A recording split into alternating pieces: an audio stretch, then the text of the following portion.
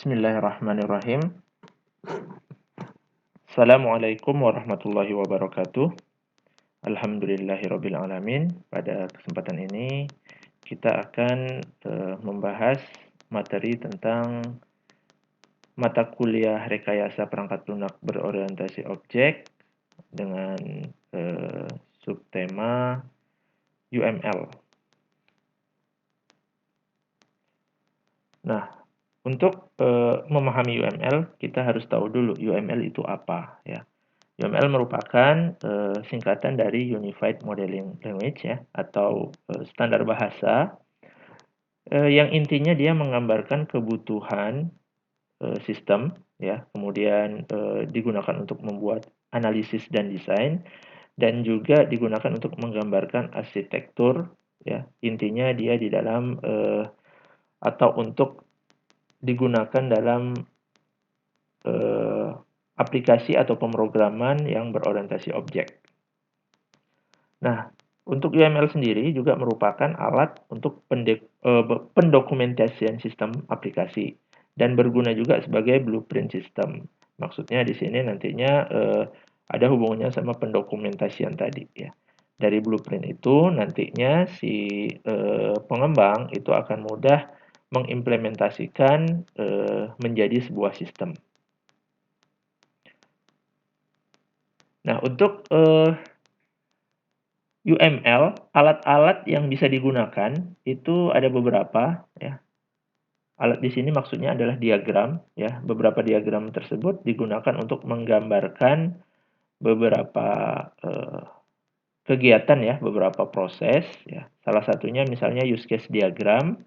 Use case diagram nantinya akan digunakan untuk menggambarkan hubungan fungsionalitas antara sistem dengan aktor baik internal maupun eksternal dari sistem. Ya, jadi di sini si aktor atau user itu apa aja sih yang bisa dilakukan oleh si user terhadap sistem gitu, ya. Itu maksud dari use case diagram ini. Kemudian ada activity diagram. Nah, activity diagram ini adalah diagram yang menggambarkan aliran kontrol sistem. Ya, kemudian diagram ini juga digunakan untuk melihat bagaimana sistem kerja ketika dieksekusi. Jadi, activity diagram itu ya kalau kita lihat hampir sama seperti flowchart. Lalu ada sequence diagram, ya. Sequence diagram ini digunakan untuk menggambarkan interaksi yang menjelaskan bagaimana pesan itu mengalir dari objek ke objek lainnya, ya. Biasanya berdasarkan urutan waktu. Jadi si aktor itu ke sistem tuh bisa ngapain aja dan di sistem cara kerjanya itu seperti apa sih? Dan itu sudah langsung secara teknisnya biasanya, ya. Message apa yang dikirimkan ke objek-objek lainnya biasanya sih sudah ada hubungannya dengan metode ataupun perilaku yang dilakukan oleh sistem, biasanya seperti itu. Nah, kemudian ada kelas diagram. Nah, ini kelas diagram adalah diagram yang menggambarkan hubungan antar kelas atau objek-objek yang ada di dalam sebuah sistem. Ya, nantinya bagaimana sih hubungan antara satu kelas dengan kelas lainnya? Ya. Karena UML ini tadi disebutkan bahwa UML ini adalah hubungannya nantinya dengan pemrograman berorientasi objek. Jadi kelas diagram ya otomatis kita akan menggambarkan pemrograman berorientasi objek tadi, ya menjadi sebuah kelas-kelas. Ya, objek tadi apa? Ya bagian dari kelas tadi, ya. Jadi bagaimana sih hubungan antar kelasnya, misalnya antara satu kelas dengan kelas lainnya itu seperti apa? Apakah misalnya ada menyimbolkan pewarisan atau hanya asosiasi seperti biasa aja, ya, hubungan seperti biasa, misalnya menggunakan hanya sebagai instan. Nah, itu nanti digambarkan di kelas diagram. Nah, kemudian ada yang namanya deployment diagram. Nah, deployment diagram ini menggambarkan kumpulan node, ya, dan hubungan antar node. Nah, biasanya node ini adalah entitas fisik, ya. Kemudian entitas fisik ini maksudnya seperti server atau perangkat-perangkat keras yang lainnya ataupun jaringan di dalamnya bisa termasuk, ya. Deployment diagram ini seperti arsitektur jaringannya lah ya. Misalnya kalau kita membuat sistem itu terdiri dari beberapa bagian ya, misalnya ada bagian klien, ada bagian server, kemudian ada bagian database server. Nah, itu nanti bisa digambarkan menggunakan deployment diagram. Nah, baik, kita langsung saja untuk menggambarkan UML ini, ya.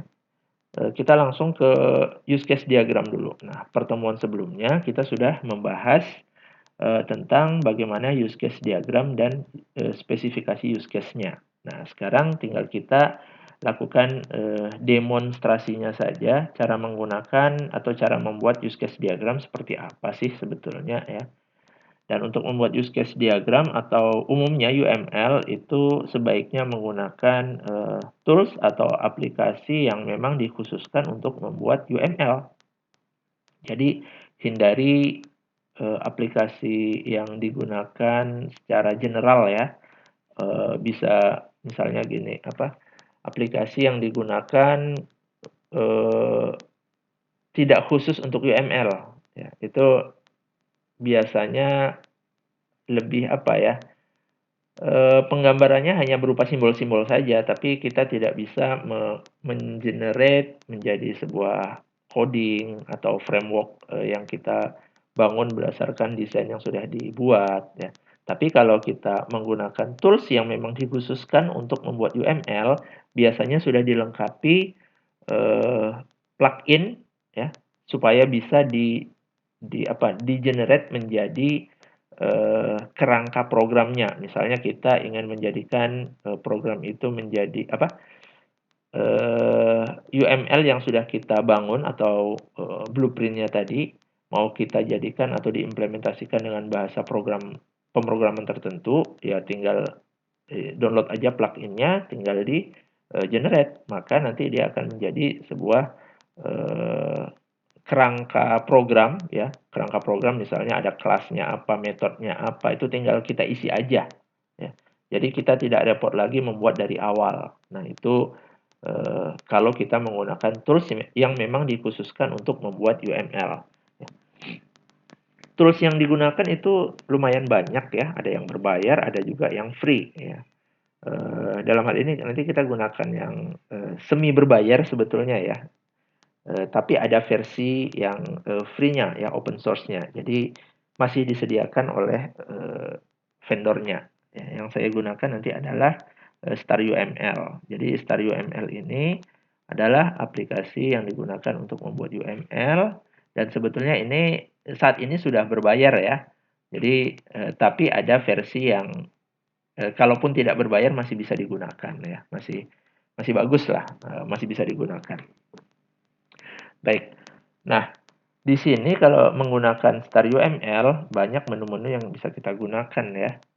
Nah, di sini biasanya pertama kali membuka dia langsung diarahkan ke kelas atau ke kelas diagram ya. Jadi di sini tinggal kita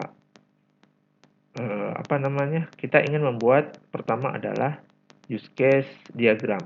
Nah, nanti di sini kita buat saja. Yang pertama adalah project-nya ya.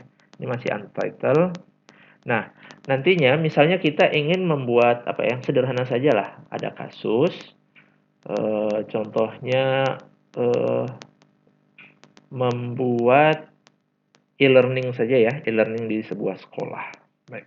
Nah, baik, kita buat di sini misalnya sistem e-learning. Mungkin ini saja, sistem e-learning ya.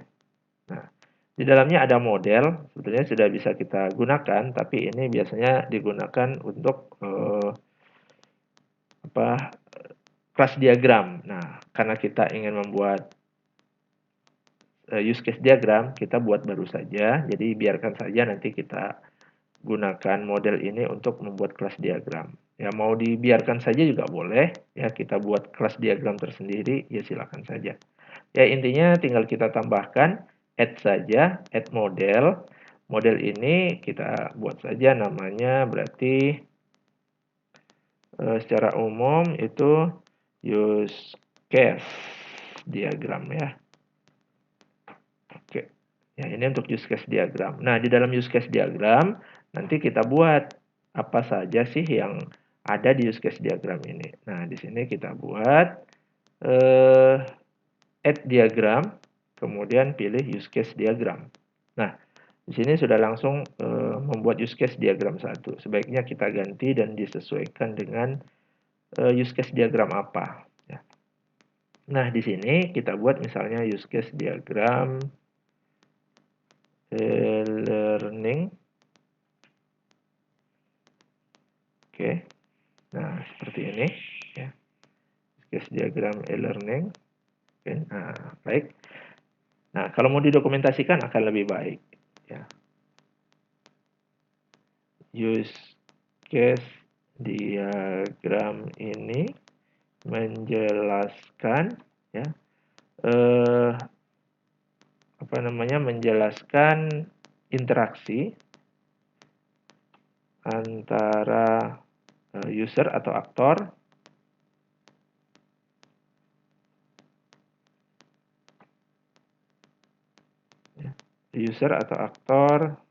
dengan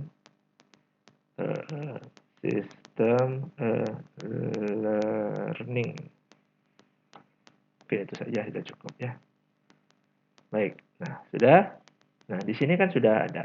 Nah, di dalam use case diagram biasanya kita akan dihadapkan dengan beberapa simbol ya. Ada aktor, sebelumnya sudah dijelaskan juga ya. Ada aktor, ada use case, kemudian ada bagaimana interaksinya itu digambarkan dengan garis ya. Biasanya kita akan menggunakan asosiasi saja, atau nanti kalau memang ada turunannya proses-prosesnya bisa menggunakan include ataupun extend ya. Nanti kita bahas apa itu include, apa itu extend. Baik. Nah, kalau kita membuat sebuah diagram use case ini, pertama kita harus tahu dulu nih apa sih atau bagaimana sih scope-nya. Jadi sebaiknya use case diagram itu kita tentukan ada subsistemnya ya. Bisa jadi dalam satu aplikasi atau dalam suatu aplikasi yang dibangun itu tidak hanya dari satu sistem saja, bisa jadi dari berbagai subsistem. Misalnya nih, aplikasi yang dibangun itu ada yang berbasis web, ya webnya ada kliennya dan ada bagian back end dan front end ya, kliennya front end. Kemudian ada juga yang mobile application ya. Jadi ada tiga bagian. Nah, nanti bisa kita simbolkan dengan ini ya, dengan frame bisa, dengan subjek ya, use case subject bisa juga. Jadi misalnya kita tarik seperti ini ya, use case subject. Nah, nanti tinggal di dalamnya kita tambahkan saja ya. Jadi use case-nya apa sih? Untuk use case apa? Misalnya ini kebetulan ini mungkin hanya untuk satu sistem, jadi saya buat satu saja. Jadi misalnya sistem e-learning. Nah, mungkin di sini aja ya. Misalnya berbasis web, cukup situ aja. Ya.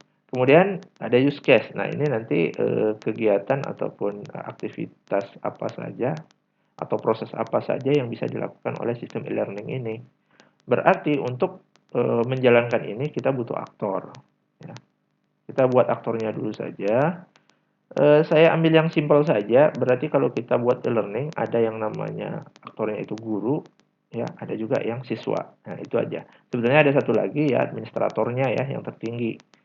Nah, dalam hal ini saya buat dua saja dulu ya, untuk yang guru sama satu lagi aktor juga yaitu siswa.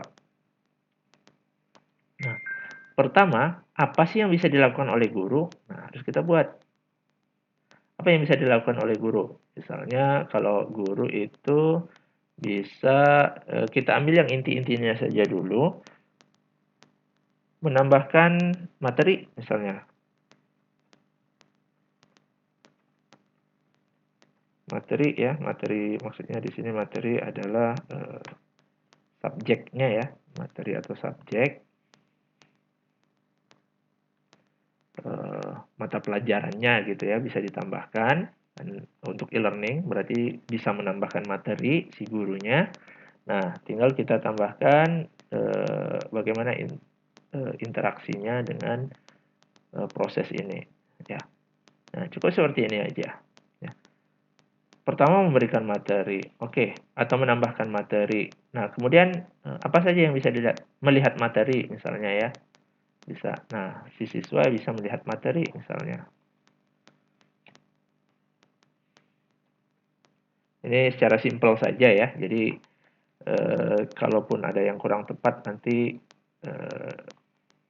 masih bisa tidak terlalu masalah lah ya. Intinya si guru bisa menambahkan materi, si siswa juga hanya bisa melihat materi. Kalau guru bisa dua-duanya, ya sudah guru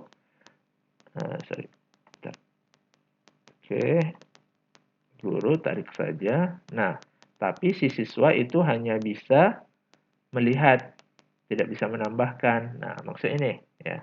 Jadi ada interaksi antara guru dengan use case-nya, bisa menambahkan dan melihat, tapi siswa hanya melihat saja. Contohnya seperti itu. Nah, kemudian apalagi nih? Oke, login lah biasanya ya. Kalau ada e-learning biasanya ada login. Kita buat saja satu login. Nah, login ya tinggal tarik saja guru login dengan akun guru ya. Kemudian siswa juga login dengan akun siswa. Sama-sama bisa login tapi hanya beda ini ya, beda aksesnya saja. Nah, misalnya seperti ini kita buat ya. Nah, satu lagi, misalnya nih si siapa namanya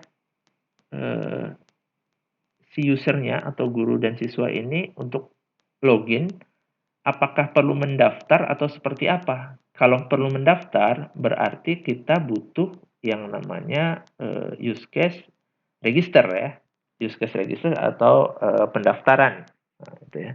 Jadi bisa jadi si siswa sama guru mendaftarkan ke sistem, nanti atau gini ya, siswa lah ya. Siswa mendaftar nanti sebagai bagian dari kelasnya ya. Bisa jadi nanti menambahkan kelas. Oke, berarti siswa butuh register. Kalau guru mungkin sudah langsung disediakan akunnya. Kalau siswa harus register dulu. Nah, setelah register baru diaktifasi oleh guru, misalnya seperti itu. Oke, berarti kita butuh nambah satu, bisa register atau pendaftaran. Register aja ya. Register. Nah, oke. Nah, di sini kita sudah punya beberapa use case ya. Nah, di sini perlu kita perhatikan, apakah ketika login itu butuh register atau tidak? Nah, itu dulu. Butuh register atau tidak kalau login? Nah, kalau butuh register, berarti itu tadi kita ada yang namanya include ya, wajib. Kalau ada include itu wajib. Sifatnya wajib, harus melalui proses ini dulu baru bisa login. Tapi kalau tidak, ya tidak perlu. Ya, berarti ya seperti inilah. Apakah melihat materi itu butuh login? Seharusnya perlu ya. Tapi kan ini bersifat umum. Sepertinya kalau melihat materi pasti login. Sebetulnya ini kalau mau dibuat lebih detail, ini harus ada login seperti ini ya. Tapi ini saya ambil yang spesifik dulu saja. Misalnya untuk login, si aktor ini harus register. Nah, ini langsung ada include ya. Jadi, kalau si siswa ini mau login, dia harus register dulu. Gitu. Nah, kemudian berikutnya, si guru ini mungkin cukup ini aja dulu ya, supaya nanti tidak terlalu banyak di bagian di bagian diagram-diagram lain, karena ini nanti berhubungan ya. Kita buat sedikit saja dulu, yang penting paham. Ya. Pertama, guru sudah bisa login, bisa lihat materi, bisa menambahkan materi. Nah, kalau siswa bisa login, bisa register. Misalnya ini dulu ya, yang simpel saja dulu. Nah, kemudian sebelumnya kita sudah belajar yang namanya spesifikasi use case. Jadi, setiap use case ini itu ada penjelasan spesifikasinya. Ya. Jadi, skenarionya seperti apa, ya, kemudian pre-conditionnya seperti apa, post-conditionnya seperti apa, alur ya aktivitasnya seperti apa, itu dijelaskan di spesifikasi use case. Ya, sebelumnya sudah kita bahas. Dan sekarang bagaimana menyimbolkan. Jadi kalau sudah buat use case ini, seharusnya kita membuat apa dulu namanya, membuat spesifikasi use case ya. Nanti tinggal dibuat di dalam laporannya saja. Kalau di sini kalau mau dibuat nanti bisa dilihat di bagian dokumentasi saja. Ya. Bisa ditambahkan di dokumentasi, ya tinggal tulis saja ya tahapan-tahapannya kalau memang mau dituliskan. Itu akan lebih baik ya. Jadi setiap ini ada ininya. Jadi ditulis misalnya nama use case, ya udah tahulah nama use case-nya apa. Nah, misalnya dalam satu use case itu terdiri dari beberapa skenario, itu bisa kita pecah ataupun kita jelaskan di dalamnya ya. Dijelaskan bisa menggunakan nanti activity diagram ataupun langsung di sequence diagram. Misalnya nih, untuk login itu bisa menggunakan beberapa teknik. Yang pertama, login menggunakan apa? Login menggunakan email biasa saja seperti biasa atau menggunakan username yang kita punya ya, yang kita daftarkan. Yang kedua tekniknya yaitu menggunakan API dari Facebook misalnya ya. Itu kan teknik login yang lain menggunakan SSO. Nah, itu berarti dalam satu use case ada dua skenario. Satu skenarionya menggunakan login ya seperti biasa ya, menggunakan username dan password secara manual.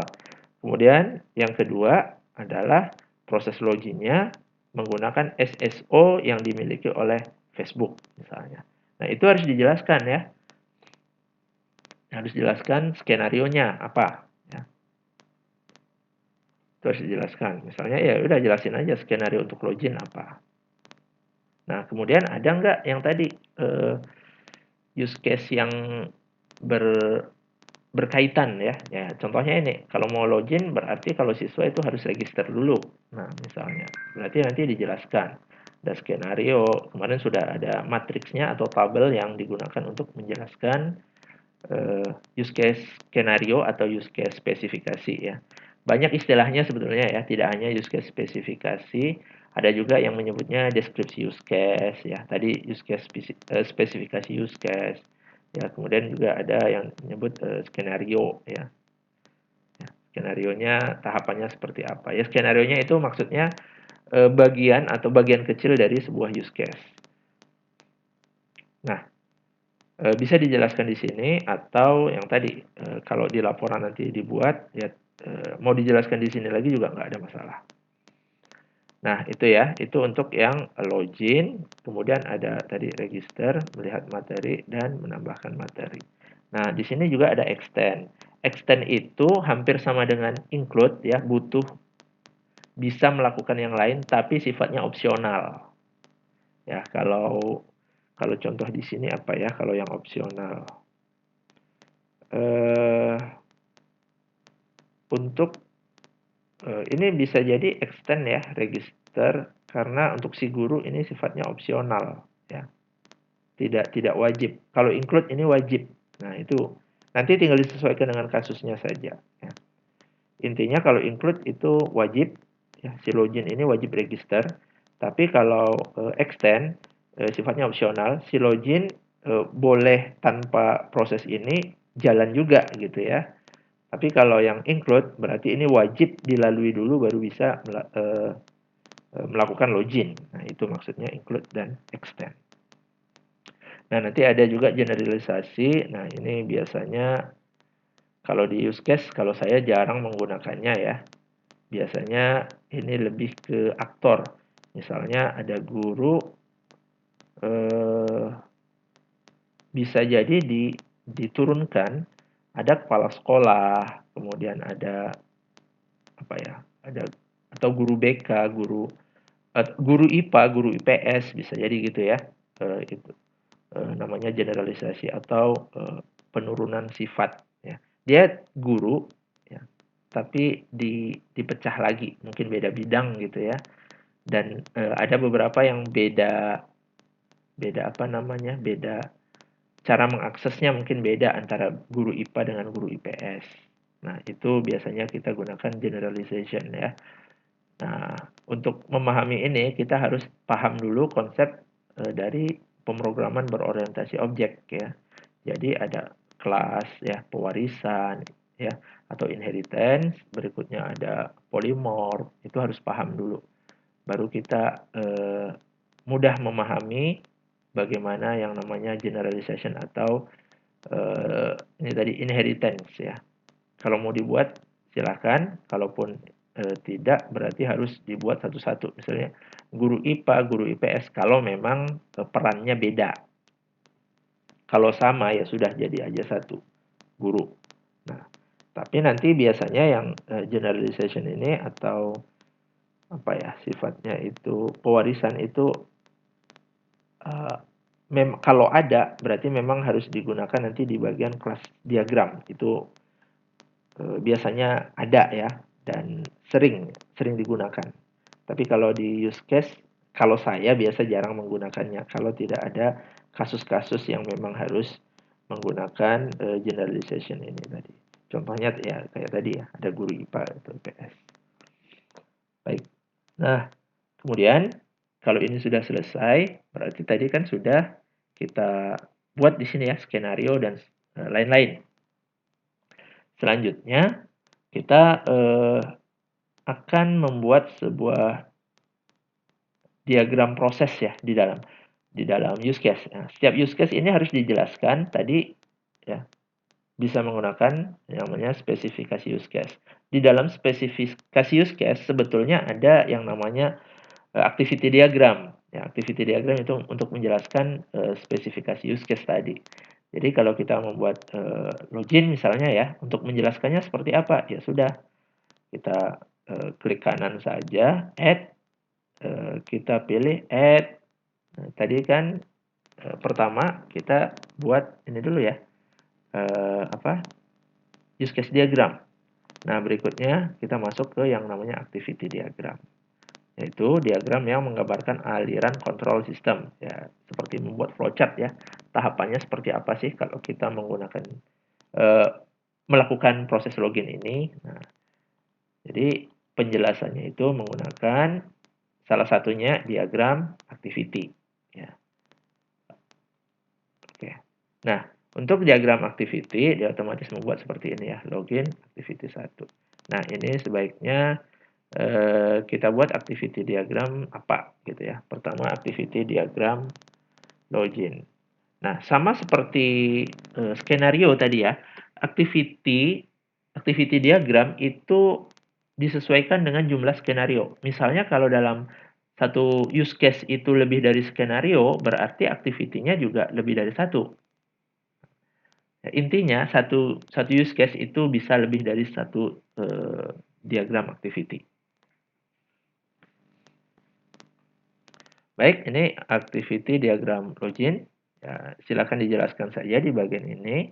Nah, untuk activity diagram login di sini sudah langsung beda ya. Kalau kita buat activity diagram berubah. Kalau yang sebelumnya kan kalau use case diagram ini seperti ini simbol-simbolnya. Kalau activity diagram beda lagi. Nah, activity diagram itu adalah seperti flowchart. Nah, jadi kalau membuat activity diagram sebaiknya kita kelompokkan berdasarkan perannya ya. Misalnya nih, kita ada si aktornya ya, aktor atau usernya, kemudian ada sistem. Antara aktor dengan sistem itu seperti apa sih hubungannya? Nah, jadi pertama kita siapkan dulu ya. Di sini ada namanya swimlane. Swimlane ini seperti untuk tabel ya. Jadi partition 1 misalnya kita buat untuk aktor, yaitu guru. Misalnya boleh guru atau siswa dulu silahkan. Nah, iya, tadi dalam satu use case tadi kan bisa jadi saling berhubungan ya, berhubungan antar aktornya, bisa jadi enggak. Kalau login berarti dia terpisah, tidak ada hubungan. Si guru sendiri loginnya tidak ada hubungan dengan login siswa juga nggak ada hubungan dengan login guru. Nah, bisa jadi proses lain itu saling berhubungan. Kalau saling berhubungan berarti kita buat nanti ya, di sini ada guru, sebelah sini misalnya ada siswa ya.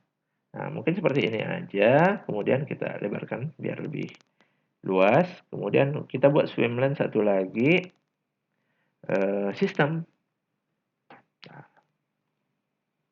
Nah, kita rapikan ya, supaya lebih bagus.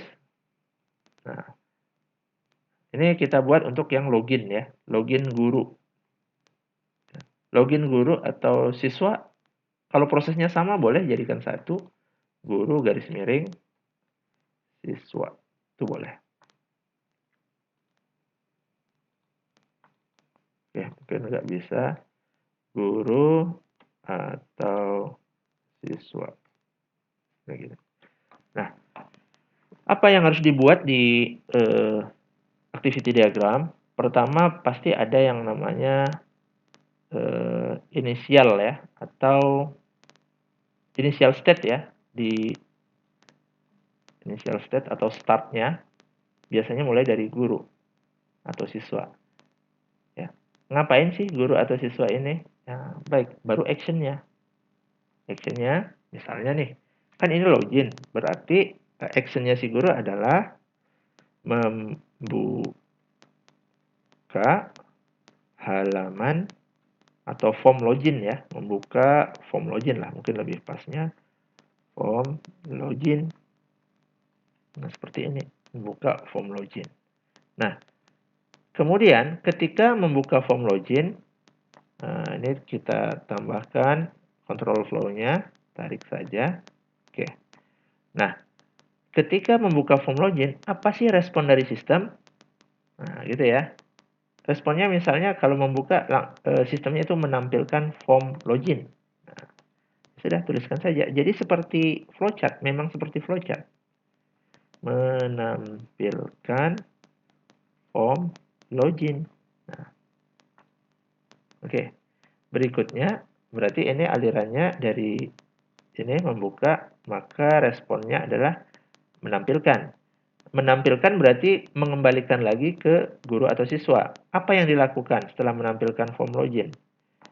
Si aktornya ya misalnya mengisi username dan password misalnya. Ya, setelah itu dan submit. Lalu submit misalnya. Submit atau login ya, kirim. Ini biar tidak terlalu panjang, kalau di ini ada yang namanya word wrap ya, disesuaikan saja. Nah, ini saja, tarik ya. Intinya disesuaikan saja dengan proses yang terjadi. Jadi simple. Setelah mengisi, apa yang dilakukan oleh sistem? Setelah submit, apa yang dilakukan oleh sistem? Sudah tulis saja, memeriksa atau memvalidasi ya, memeriksa atau memvalidasi akun ya. Ya, kalau mau tulis username dan password silahkan ya, biar lebih singkat. Akun ya, memeriksa akun yang dimasukkan ini ya, tarik lagi, memeriksa akun. Nah, ketika memeriksa akun, kalau memeriksa berarti ada proses. Ada proses, apa sih prosesnya memeriksa akun? Apakah valid atau tidak gitu ya. Ya udah tulis saja, memeriksa akun, kemudian proses. Kalau valid atau tidak berarti ada percabangan di sana ya. Percabangan di sini ada yang namanya decision ya. Tergantung. Kalau merge itu ada dua proses menjadi satu ya, kalau memang ada proses yang seperti itu. Ada juga fork itu misalnya dalam satu proses itu nanti langsung bercabang ke dua arah, itu bisa menggunakan fork. Nah misalnya ini decision simbolnya. Apa sih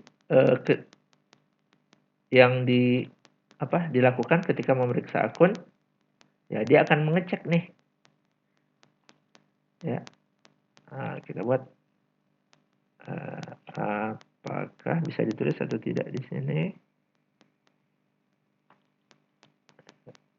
Oke, sepertinya kalau yang ini tidak bisa. Ada beberapa software atau tools membuat UML ini bisa ditulis ya. Kalau tidak bisa hanya seperti ini berarti kita nuliskan langsung di sini, nggak ada masalah ya. Memeriksa akun apakah terdaftar atau tidak gitu ya. Terdaftar, apakah terdaftar gitu aja. Tanda tanya. Memeriksa akun apakah terdaftar. Nah, jawabannya berarti kalau apakah terdaftar berarti hanya iya atau tidak kan gitu ya.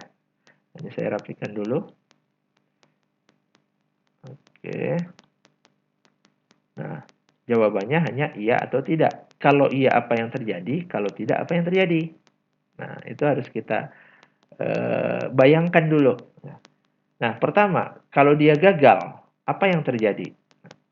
Kalau dia gagal, berarti kalau gagal berarti biasanya sih menampilkan pesan gagal, ya, menampilkan pesan gagal atau apa ya?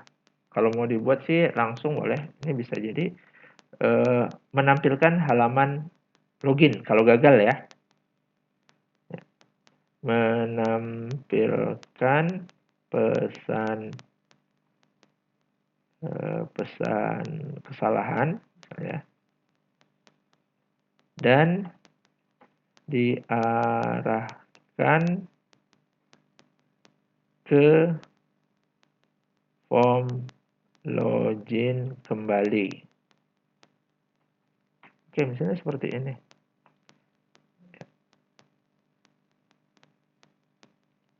Nah, oke. Nah, kalau sudah seperti ini misalnya, kalau sudah dibuat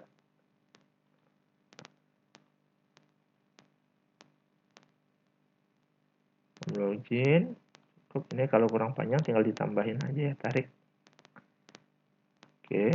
Nah, di sini tinggal kita tarik saja. Ini untuk yang apa tadi? Kalau dia apakah akun terdaftar? Misalnya tidak. Nah, kalau tidak diarahin ke sini. Kalau iya menampilkan halaman utama misalnya ya. Menampilkan halaman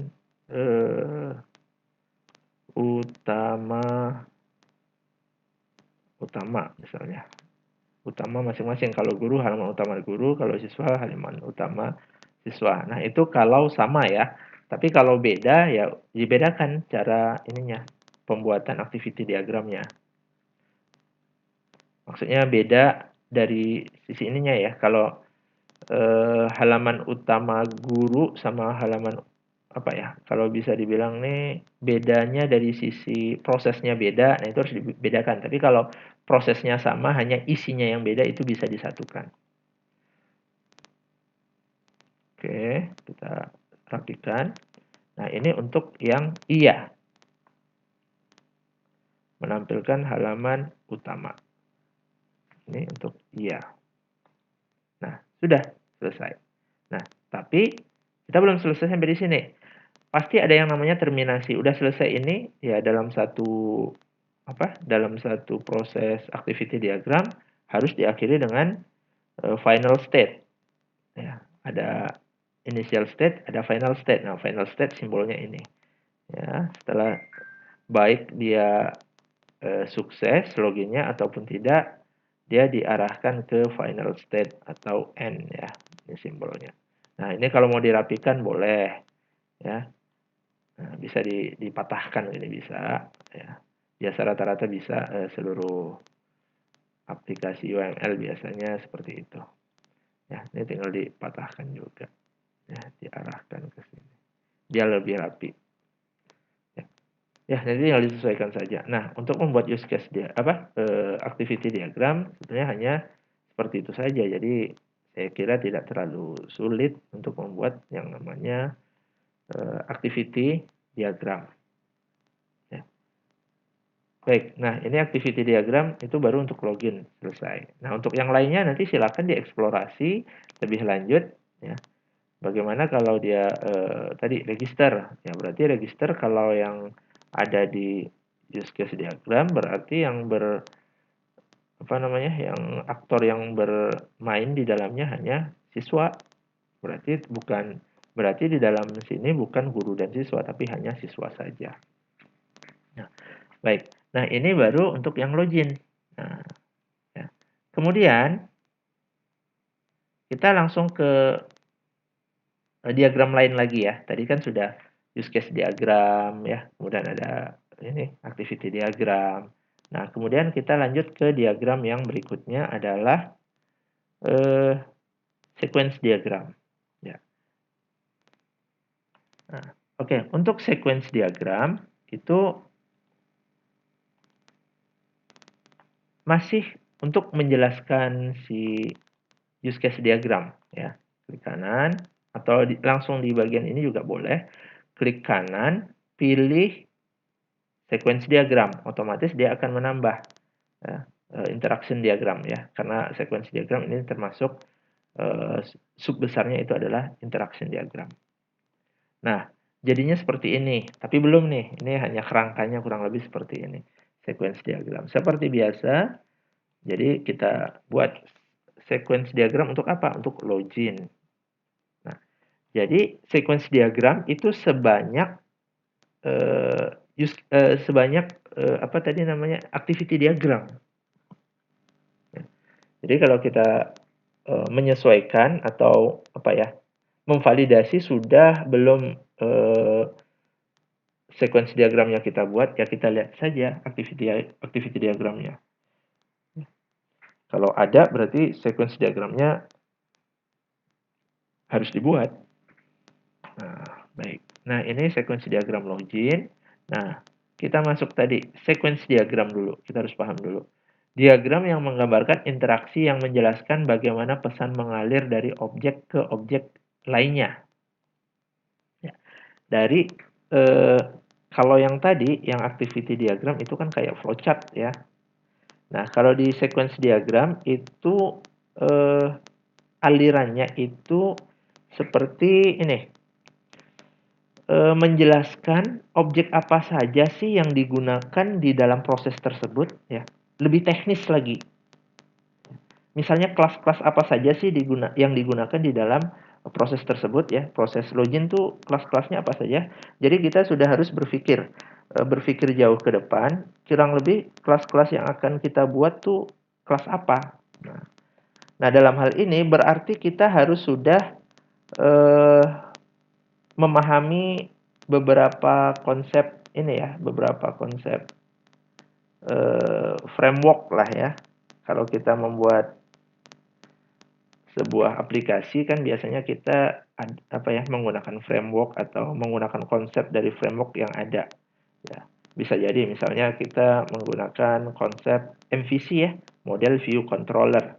Nah, jadi dalam membuat sequence diagram, kita juga sudah langsung berpikir ke arah model view dan controller. Nah, jadi harus disesuaikan. Kita mau mengembangkannya menggunakan menggunakan konsep apa. Nah, yang paling gampang saya gunakan adalah yang tadi ya. Konsep model view dan controller atau MVC. Nah, kalau model view dan controller berarti kita ada 3 bagian nih. Ada bagian model, ada bagian view, dan ada bagian controller. Nah, jadi yang pertama kita siapkan aktor. Nah, aktornya untuk login. Oke, kalau untuk ini kita pisah-pisahkan untuk guru ya, sendiri. Nah, gurunya tinggal tarik aja dari yang sudah kita buat tadi. Kan sudah ada nih aktornya guru sama siswa. Misalnya pertama guru.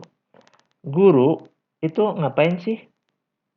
Tadi katanya membuka form login. Berarti si guru ini pasti berhadapan dengan yang disebut dengan form login. Nah, form login itu adalah view.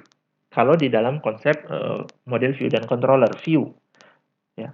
View itu adalah antarmuka yang langsung dihadapi oleh aktornya. Nah, apakah jadi kita langsung berpikir juga apakah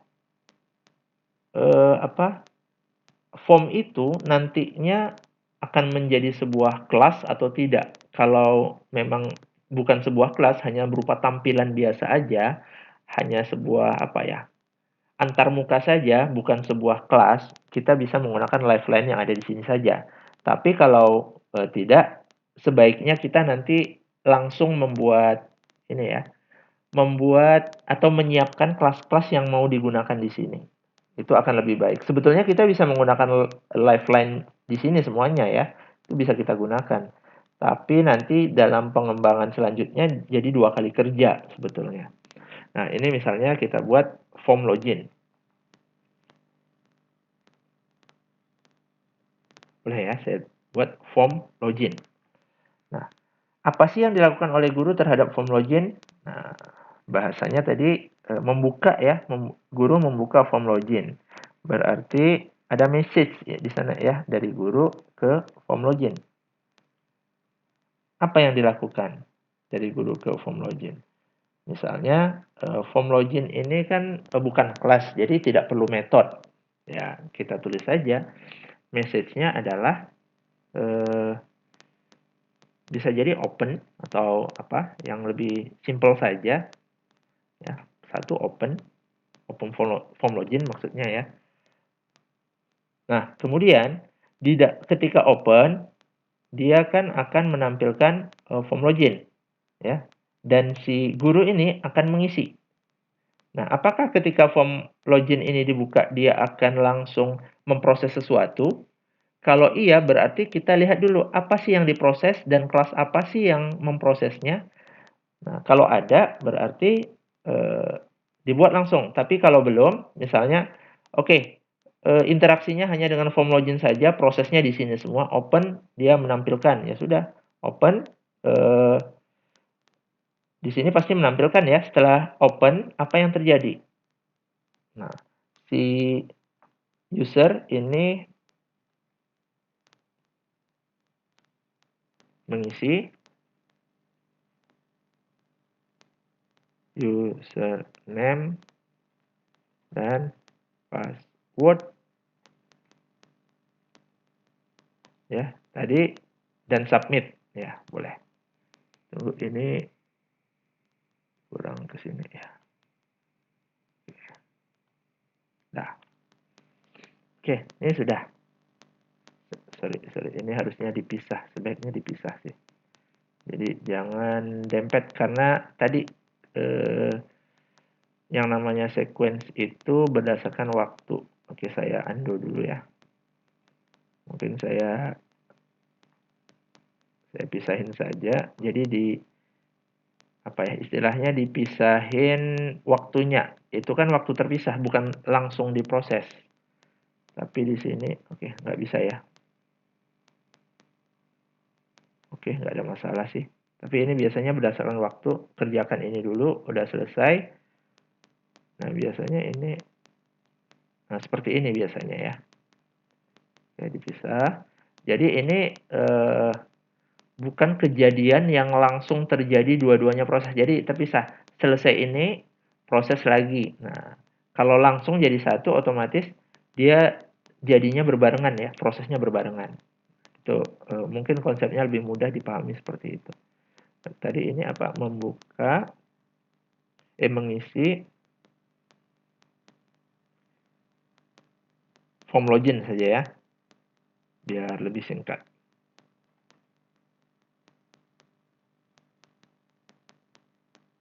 Form login dan submit.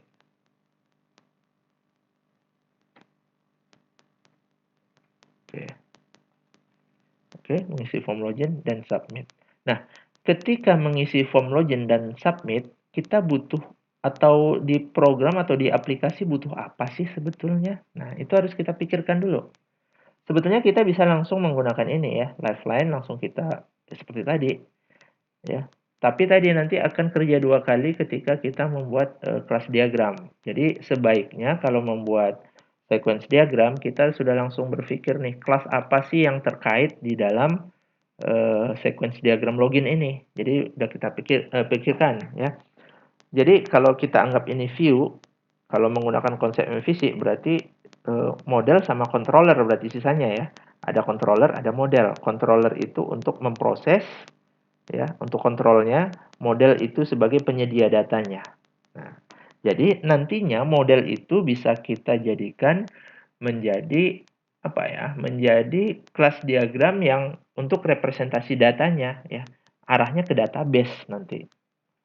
Baik. Nah, untuk itu berarti sebetulnya kita butuh yang namanya kelas diagram. Jadi udah kita siapin berbarengan ketika membuat sequence diagram, kita buat juga kelas diagram. Nah, tadi kan ini sebetulnya isinya untuk kelas diagram atau buat baru juga nggak masalah di sini ya. Mau add diagram, kelas diagram di sini ya, sebetulnya sama saja. Jadi ini saja saya ubah. Ya, ini model saya ganti menjadi apa tadi? Kelas diagram. Oke. Berarti berbarengan ya.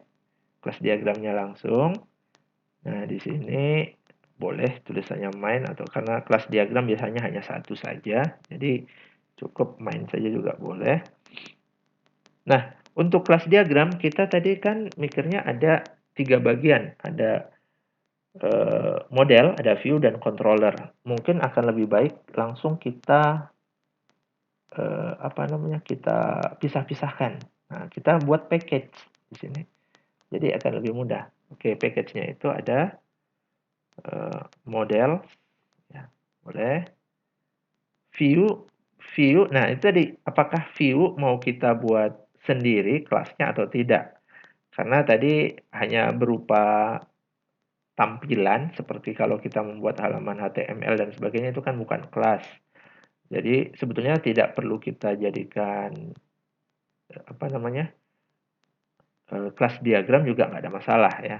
Tapi kalau nantinya memang ada pengembangannya mengarah ke sana, view-nya itu menggunakan menggunakan aplikasi desktop biasanya kan menggunakan kelas-kelas juga. Nah, itu sebaiknya dibuat di sini ya. Jadi disesuaikan saja sih.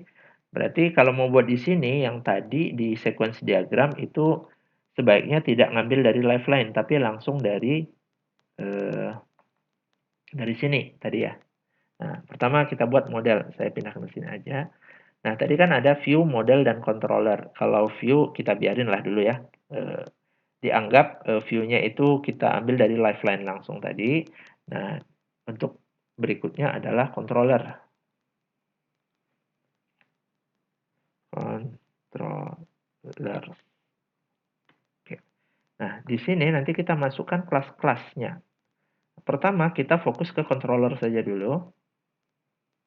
Oke, kita besarin saja. Nah, di package controller ini apa aja? Kalau kita berpikir untuk membuat sequence diagram, di sini kan ada form login. Berarti biasanya yang namanya untuk memproses ada control login. Nah, seperti itu ya, atau login terserah sih. Ya.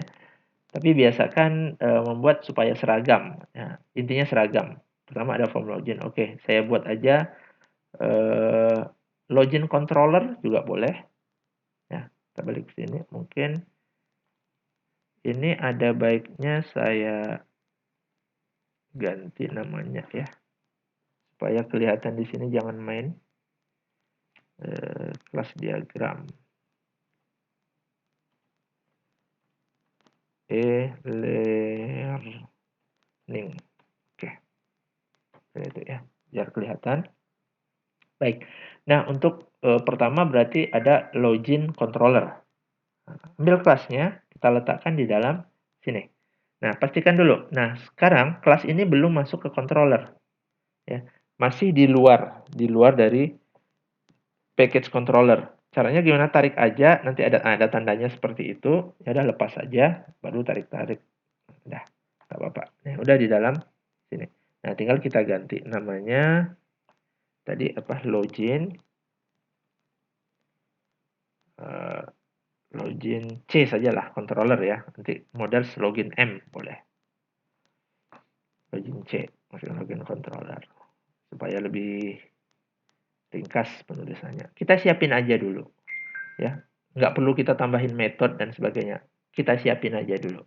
Nah, kemudian di model, kira-kira kalau kita login, kita butuh data enggak? Nah, itu ya, butuh data dari database enggak? Untuk membandingkan bahwa username sama input yang dimasukkan itu sesuai atau tidak, berarti kita seharusnya sih butuh data. Nah, data itu disediakan oleh model. Ya. Bukan berarti model ini adalah database-nya, bukan ya. Jadi representasi saja, representasi dari database. Ya, mungkin kalau bagi yang pernah menggunakan ini ya, seperti framework yang sudah pernah atau yang sudah menerapkan MVC seperti YII, nah itu biasanya model ini digunakan untuk menyediakan data. Jadi dia hanya mengambil data atau sebuah framework data ya, sebuah kerangka dari tabel yang ada di database gitu. Nah, kita siapin juga login C atau biasanya kalau apa user ya. Datanya data user kan. Kalau di sini controllernya login tapi datanya user. Jadi kita tambahkan saja di dalamnya itu user maksudnya user model gitu ya. Oke, ini juga sama. Nah, boleh seperti ini atau langsung dari sini tarik ke dalam juga boleh ya. Oke, ini sudah user M. Ya, kita biarin juga seperti ini aja. Nanti kita akan isi ketika membuat sequence diagram ini. Jadi sekaligus kita membuat sequence, otomatis nanti kelas diagramnya kita hanya tinggal merelasikan antar kelas saja kalau memang ada hubungannya ya. Jadi untuk metode-metodenya itu sudah langsung terisi ketika kita membuat sequence diagram. Nah, itu mudahnya kalau kita langsung kerja membuat sequence dan langsung kelas diagram. Ya, baik. Kalau tadi sudah, langsung balik ke sini lagi. Nah, tadi kan sudah ada user model sama login C. Nah, untuk melakukan proses login, ketika submit, kita butuh yang namanya controller login. Tarik saja. Nah, di sini, ini controller ya. Nah, makanya ada tandanya, login C. Seperti ini. Ada juga menggunakan simbol ya. Biasanya kalau yang ini simbolnya boundary ya. Tanda ini. Kalau di sini nggak ada ya. Tuh, kalau di kelas diagram ada. Nih, boundary ini tampilannya atau antarmuka penggunanya. Entity itu model, ya. Kemudian controller itu control. Ini simbolnya seperti ini. Ya. Kalau simbol boleh, tidak ada masalah. Mau simbol ini pun, ini yang umum seperti ini. Ya. Kotak. Nah, di sini kita tinggal mengarahkan saja. Setelah login, setelah kita submit, apa sih yang dilakukan oleh si controller ini? Biasanya tadi kan memeriksa atau memvalidasi, silakan disesuaikan saja. Oke, message, tarik saja. Nah, ini apakah langsung atau membuat kotak sendiri? Nah, biasanya setelah submit, biasa langsung diproses kan, nggak ada jeda gitu ya. Nggak ada trigger dari user lagi kan. Nah, seperti ini message-nya. Nah, message-nya di sini kalau kita menggunakan yang dari kelas diagram, langsung saja ini tambah operation ya. Apa yang mau ditambah? Oke, tadi validasi atau apa ya, periksa periksa periksa apa ya, periksa ini nama metodenya ya. Biasanya nama metode awalnya itu huruf kecil ya, menggunakan camel model ya, camel istilahnya tuh di awal huruf kecil, tapi kalau lebih dari satu kata berikutnya itu besar. Kalau membuat metode biasanya konvensi pembuatan metodenya seperti itu. Periksa atau validasi silakan saja sih, disesuaikanlah. Periksa login. Boleh periksa login. Nah, kita jadi periksa login. Otomatis nanti kalau kita lihat di bagian kelas diagram, ya sudah ada. Jadi kita nggak repot lagi membuat satu-satu di sini. Ya. Dan apa yang ada di sequence pasti ada di kelas diagram. Nah, jangan sampai ada di sequence tapi tidak ada di kelas diagram. Metodenya ya, itu bisa dibilang salah gitu ya. Ya intinya apa yang ada di sini harusnya ada di kelas diagram, atau dengan nama lain. Kalau dengan nama lain harus dijelaskan satu persatu, harus di mapping ya gitu. Nah, oke. Ketika periksa login, kira-kira ketika periksa login apakah kita membutuhkan data atau tidak? Kalau membutuhkan data berarti kita harus menggunakan penyedia data untuk yang user. Nah, penyedia datanya apa? Ya, di sini adalah model user M ya. Ya, tergantung, kalau bisa jadi dari sini ya, tergantung koneksinya ya, apakah dari database langsung atau dari API ya. Walaupun dari API, kalau memang arahnya kan ke sini dulu ya, diarahin ke user model ini yang arahin ke API, itu boleh. Oke. Nah, ketika periksa login, dia akan mengambil data yang telah disediakan oleh user M. Berarti kita seperti ini, ambil, tarik. Nah, metode apa sih yang dipanggil ketika kita memanggil atau menggunakan data yang disediakan oleh user M? Nah, bisa jadi get data ya, atau get username, atau ya disesuaikan sih. Get data boleh ya.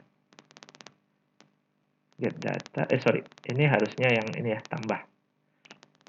Get data. Oke. Nah, supaya menjadi sebuah metode ya. Get data. Ya, kalau memang mau ada ID-nya, sepertinya kalau langsung di sini tidak bisa, tidak ya. Coba kita lihat get data. Oke. Di sini ada argumen ya. Kita tambahkan argumennya saja. Misalnya argumennya ID. Nah, tambahin ID di sini ya. Jadi ada ID atau username. Username lah, lebih tepatnya sih username. Oke. Jadi ketika ambil data, username ada atau tidak, berarti ada respon ya. Ketika kita mengambil data, berarti ada respon. Nah, respon itu reply message. Di sini, tarik reply message secara langsung. Jadi ketika ngambil dapat langsung ya, berarti posisinya masih di kotak yang ini juga. Apa reply message-nya? Reply message-nya ya hasil atau return dari get data itu ya. Bisa kita buat respon di sini ya. Respon atau return result ya, atau result silakan aja ya. Result. Sesuaikan saja. Ini intinya return-nya. Nih, result-nya apa hasilnya. Nah, di sini akan memeriksa nih, apakah, ini saya panjangin biar, apakah hasil dari proses get data ini ada nggak hasilnya. Nah, seperti itu. Kalau ada, apa yang terjadi? Kalau tidak, apa yang terjadi kan? Tadi sesuai dengan activity diagram. Kalau dia tidak gagal, Yang dilakukan apa? Kalau berhasil, apa yang dilakukan, kan seperti itu. Nah, pertama, nih, berarti ada dua. Nah, ada dua apa namanya? Dua proses ya, atau dua hasil. Ya atau tidak, atau true atau false gitu ya, ada atau tidak. Nah, baik. Nah, kalau ada di sini sebetulnya ada yang namanya combine fragment. Nah, bisa kita langsung tuliskan di sini jadinya seperti ini. Apa sih resultnya? Nah, gitu ya. Nah, combine fragment di sini kita hapus saja. Oke, seperti ini. Oh, harus ditulis result. Boleh result. Nah, di sini kita butuh, kita tambahkan saja, klik kanan, add interaction operand. Nah, akan membagi dua. Nah, di sini kita lihat hasil dari login. Kalau dia, ini saya tambahin aja, karena dia langsung ya, sifatnya langsung. Ketika result hasilnya apa kan diproses, tidak ada jeda atau tidak ada trigger lain yang trigger yang apa namanya, yang berhenti dulu gitu, di-trigger baru sini. Tapi dia langsung dapat hasil, dicek, langsung proses. Kalau dia benar, arahnya kemana. Kalau dia salah, arahnya kemana. Oke. Berarti langsung seperti ini, sepanjang ke bawah saja langsung. Karena dia satu proses. Yang ini juga saya tambahkan aja. Nah, ketika dia benar, berarti ini kita buat saja di atasnya ini. Oke, bagian ini kita buat kalau dia benar resultnya ya. Berarti kalau dia loginnya benar gitu. Berarti di sini ada yang namanya guard. Nah, guard ini kita buat misalnya true atau benar, ya silakan saya disesuaikan. Yang ini kita buat guardnya false. Oke, untuk penanda saja. Nah, di sini kalau true apa yang terjadi? Misalnya kalau dia memang benar, yang terjadi adalah menampilkan halaman utama tadi. Berarti untuk halaman utama kita tambahkan saja. Nah, balik lagi ke yang tadi. Apakah kita membutuhkan sebuah kelas untuk membuat sebuah tampilan antarmuka atau tidak? Kalau butuh ya kita buatkan saja di bagian kelas diagram. Tapi kalau tidak, kita bisa menggunakan lifeline yang ada di sini.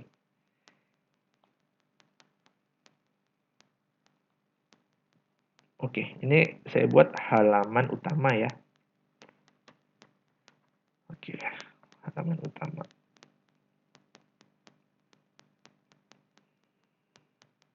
Oke, halaman utama kita tarik seperti ini biar seragam semuanya.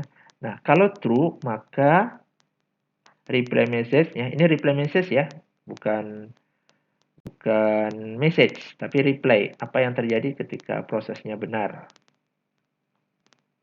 Oke, yang terjadi adalah tadi menampilkan halaman utama. Oke, ini kalau benar. Ya, mungkin biar lebih bagus saya turunkan. Oke, biar sejajar dengan yang true. Gitulah. Kalau salah, apa yang dilakukan? Ini berarti saya tarik saja.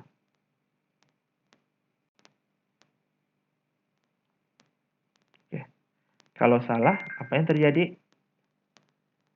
Reply message-nya ke arah form login. Nah, gitu kan. Nah, ini menampilkan form login. Nah, oke. Seperti itu saja tahapannya. Jadi ini tahapan login. Nah, ini harus sesuai dengan activity diagram yang dibuat. Ya. Kalau di activity diagram itu ada proses percabangan, di sini ya kurang lebih seperti ini jadinya. Ini ada dua pilihan nih resultnya. Kalau true menampilkan halaman utama, kalau tidak menampilkan halaman login. Nah, jadi seperti itu. Nah, kalau biasanya sih kalau di sini ada stereotype bisa ditulis biasanya boundary. Bisa sama atau tidak. Kalau di aplikasi Rational Rows biasanya ditulis, oke, ininya tidak perlu.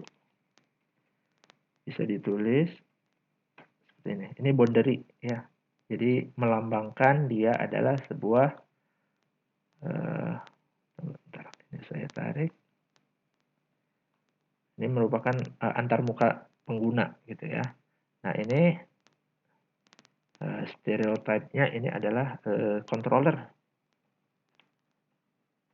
Control. Nah, yang ini stereotype-nya adalah entity. Entity itu adalah yang merepresentasikan dari data tadi ya. Baik data yang dari database atau data statis ya, intinya dia data. Halaman utama adalah boundary. Oke. Boleh dituliskan seperti ini ya. Jadi hasilnya sequence diagram ya seperti ini. Nah, jadi untuk ini baru satu untuk login ya. Kalau ada lagi yang lain selain login berarti dibuat lagi kurang lebih seperti ini. Jadi tahapannya juga jelas tadi, makanya ada urutan ya. 1, 2, 3, 4, 5. Nah, kalau dia benar akan mengarah ke sini. 6 kalau dia salah mengarahnya ke sini misalnya. Nah, jadi kurang lebih seperti itu. Nah, ini bisa dirapikan saja nanti ya. Supaya bisa dimasukkan ke laporan, ya dirapikan saja. Nah, boundary. Nah, boundary simbolnya kalau di mana tadi kelas diagram ya seperti ini ya. Kalau kita menggunakan simbol, tapi karena mungkin ya karena ini free atau yang bukan berbayar, kalau saya ubah jadi ini bisa diformat sebetulnya ya. Di sini stereotype-nya sebetulnya ini ya, icon dan label. Harusnya simbolnya menjadi seperti tadi, karena ini mungkin apa ya, unregister atau belum diregister atau free atau open source yang bukan berbayar, simbolnya ini nggak muncul ya. Nanti silakan dieksplorasi, mungkin ada lagi di bagian dalamnya yang harus diubah secara manual mungkin ya. Tapi sebenarnya walaupun tidak di format seperti itu, kalau sudah ada stereotype-nya di bagian atas itu sudah kelihatan ya. Biasa label saja sudah cukup. Jadi kalau kita lihat seperti ini saja sudah kelihatan mana yang antarmuka dengan penggunanya apa, kemudian apa controllernya, apa model atau entity-nya apa, itu udah kelihatan dari sini. Ya. Ini jadi itu tadi ya, ada untuk yang use case, kemudian activity, kemudian ada sequence. Itu baru satu proses login dari satu aktor. Nah, kalau ada aktor lain, ya mungkin nanti bisa ada penjelasannya. Ini untuk guru dan siswa, misalnya. Jadi tambah guru atau siswa, mungkin bisa nggak? Apakah yang ini berubah? Tidak ya. Nah, tapi simbolnya bukan aktor lagi ya. Itu nanti jadinya seperti itu ya. Ya, intinya disesuaikan saja. Kalau memang sama prosesnya nanti bisa diberi penjelasan ya. Guru dan siswa, atau bahkan bisa disandingkan satu guru satu siswa, nanti siswa yang di bawahnya gitu ya, bisa, atau diberi penjelasan juga lebih simpel sih diberi penjelasan. Baik, ini untuk yang sequence. Jadi berikutnya untuk yang kelas diagram. Nah, untuk kelas diagram biasanya tadi kan ada relasi nih dari sequence. Ini kan antara control dengan entity-nya, antara login C dengan user M, ini kan ada hubungan nih. si login C menggunakan kelas user M. Berarti di kelas diagramnya seharusnya juga ada, ya, juga ada ini interaksinya. Interaksinya apa? Ya disesuaikan. Karena ini sifatnya kalau saya lihatnya ini adalah menggunakan berarti membuat instan, ya. Si Ctrl C ini membuat instan dari user M, ya. User M ini dibuat instan di dalam, seperti apa ya? Di kelas login C itu membuat sebuah variabel yang tipe datanya user M lah, seperti itu ya. Kalau kita ingin menggunakan ini. Kalau di dalam pemanggilan kelas kan seperti itu ya. Atau kita menggunakan ini pewarisan ya, harus disesuaikan. Kalau ini sih kalau yang saya buat ini sifatnya membuat instan ya. Jadi kalau instan simbol yang digunakan atau garisnya biasanya agregasi ya. Jadi login C ini menggunakan user M. Nah, ya, ini mau dibuat, ini nama variabelnya sebetulnya. Nama variabelnya misalnya ya mau buat user boleh ya. Ada tanda plus. Ini kalau kita belajar object oriented programming, plus ini menyimbolkan public. Ya, kalau dia mau kita set sebagai privat, ganti saja atau tambahin aja min. Otomatis dia akan menjadi privat. Ya. Nah, ini nanti berguna ketika kita mengenerate ini ke dalam program yang kita inginkan. Ya. Misalnya kita ingin membuat ke dalam PHP. Ya. Nanti langsung jadi ini PHP-nya. Nah, sebagai contoh nih, ini kan sudah jadi 2 ya. Mau kita generate lah ya, supaya lebih kelihatan hasilnya. Nah, kalau sudah, ini kita save dulu lah. Kita save, kita beri nama, misalnya saya buat namanya tadi ya e-learning ya, e-learning. Kita save dulu, kemudian, nah di tools ini ada nih.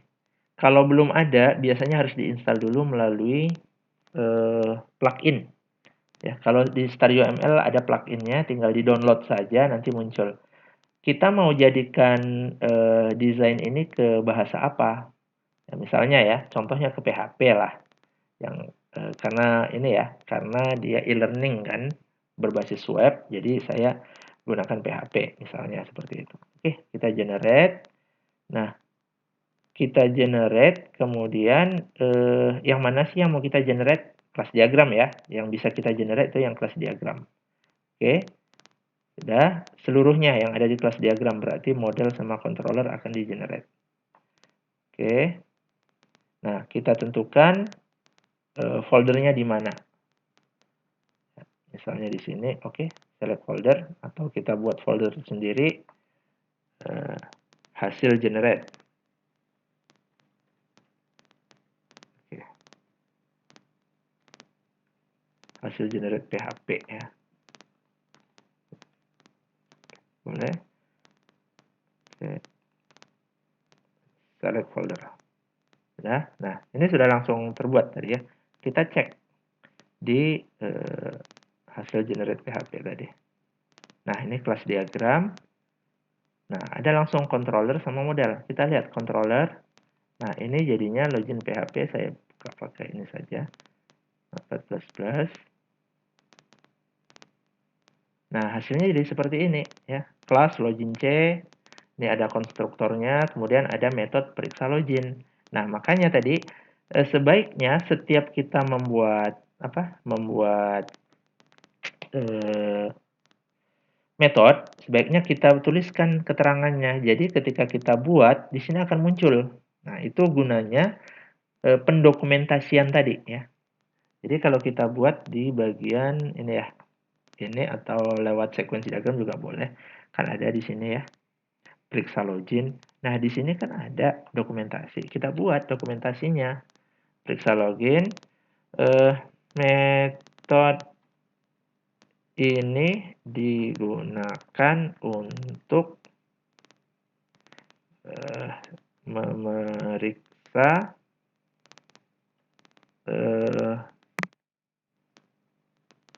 username dan password, misalnya seperti itu. Ya, save. Nah, kalau di Stadio ML, nah ini harus dihapus dulu sebetulnya. Hapus dulu, baru di-generate ulang. Jadi tidak bisa ditimpa. Ya. Pernah mencoba, saya tidak bisa ditimpa. Jadi saya save, saya tools, jadikan ke generate code. Ya. Oke, tadi kelas diagram. Oke. Saya masukkan ke hasil generate PHP. Select. Nah, kita lihat lagi. Nah, di sini ada kelas diagram, controller, login, C. Coba kita lihat hasilnya. Oke. Nah, ini. Metode ini digunakan untuk memeriksa username dan password. Jadi, ketika kita memprogram atau melengkapinya juga akan jadi lebih mudah. Ini untuk apa? Kadang-kadang kan kita membuat nama metode itu apa ya? Ada singkatan-singkatan mungkin tidak semua orang paham. Nah, jadi kita berikan penjelasan. Mungkin tidak hanya ini, login mungkin ada parameternya. Parameternya itu apa sih maksudnya, itu juga sebaiknya dijelaskan. Ya. Nah, tadi kan ada yang namanya model. Tunggu. Oke, di sini user M, model ya. Nah, user M model. Nah, di sini ada namespace-nya langsung ke model, dia langsung sesuai dengan ininya. Oke. Nah, di mana sih fungsi dari ini? Nggak kelihatan ya. Agregasinya nggak kelihatan. Coba kalau kita buat usernya itu, bentar, kita lihat di bagian sini saja. Privat ya, visibility-nya jadi public saja. User, oke, get data, periksa login. Seharusnya di login C ini akan muncul public user user M. Oke, kita save, kita hapus dulu.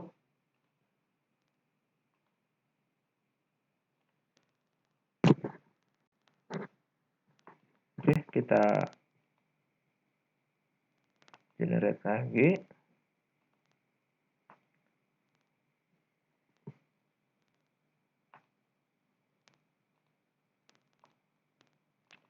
Seharusnya sih ada.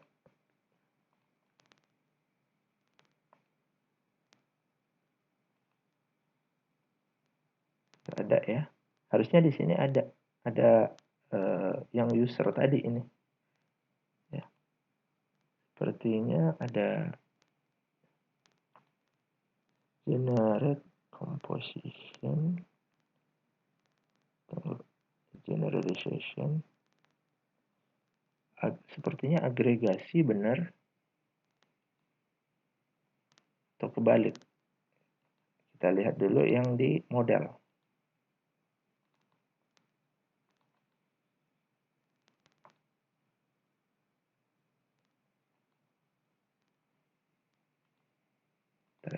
Kita lihat yang di model.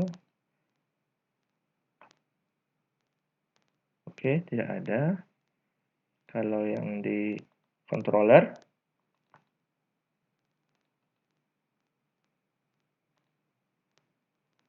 oke, ini tidak ada juga ya. Mungkin saya salah simbol. Kita cek lagi, coba composition. Ini saya hapus saja, coba ya. Delete from model. Coba saya ganti composition. Sepertinya seharusnya sih aggregation ya. Nah, user. Oke, kita cek. Baik, kita hapus lagi yang kelas diagram tadi. Select. Oke, kita save. Kemudian generate. Nah, dari sini ya. Kita lihat controller login user association n.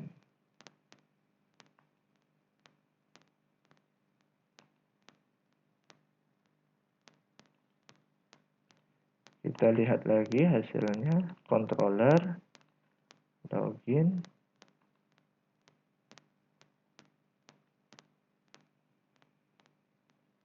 Enggak, sama saja ya. Seharusnya sih ada. Makanya tadi kayaknya seharusnya sih yang ini juga nggak ada ya. Oke, berarti bener yang tadi seharusnya yang agregasi. Ya, harusnya ini agregasi bukan yang ini. Kontrol saya undo saja. Oke, harusnya sih ini. Mungkin ada pengaturannya yang harus dibuat di sini. Oke, multiply ya, 1. Oke, ini bisa digunakan atau tidak ya, 0 atau banyak. Mungkin ini ya, ini namanya agregasi multiplicity-nya. Coba. Oke, kita save. Saya hapus lagi. Nah, ini repotnya memang itu ya, jadi harus hapus dulu karena sudah pernah dicoba, waktu ditimpa tidak ada perubahan. Oke, kita cek PHP generate code. Kalau tidak bisa juga mungkin kita coba pakai yang Java, ada perubahan atau tidak. Biasanya sih harusnya sih ada. Sama juga ya, tidak ada. Login C-nya yang di model.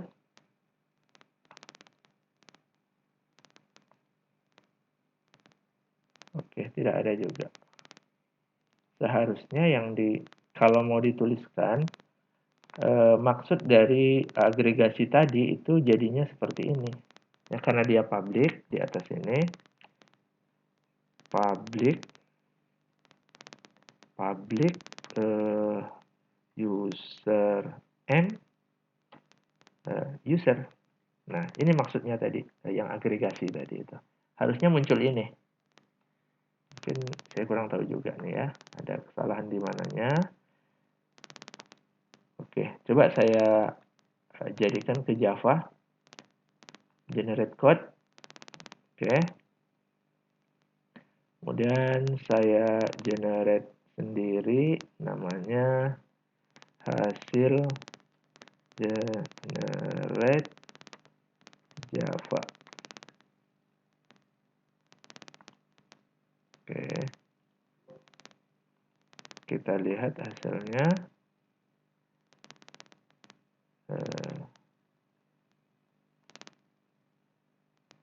Hasil generate Java. Oke, controllernya nih jadi Java ya. Baik, seperti ini jadinya. Ya, di sini juga nggak ada ya. Oke, tapi intinya seperti tadi ya. Maksud dari agregasi itu maksudnya seperti ini. Jadi nanti jangan bingung ketika mendesain. Mendesain ini ada maknanya ya. Jadi jangan asal tarik-tarik garis ya, tapi nanti ada juga yang kita menggunakan generalization. Kalau misalnya login controller itu menggunakan class controller, bisa jadi kalau seperti ini ya. Kalau kita menggunakan framework seperti YII, CI ataupun Laravel, biasanya yang namanya controller extend ke controller ya, atau CI controller ya. Nah, itulah yang disebut dengan generalization atau pewarisan. Ya, nantinya kalau memang ada seperti itu berarti harus dibuat. Nah, Mungkin untuk contoh penggunaan atau pembuatan UML untuk sementara sampai di sini dulu ya. Nanti akan kita lanjutkan di pertemuan berikutnya. Mohon maaf jika ada kesalahan dan kekurangan. Terima kasih atas perhatiannya. Wassalamualaikum warahmatullahi wabarakatuh.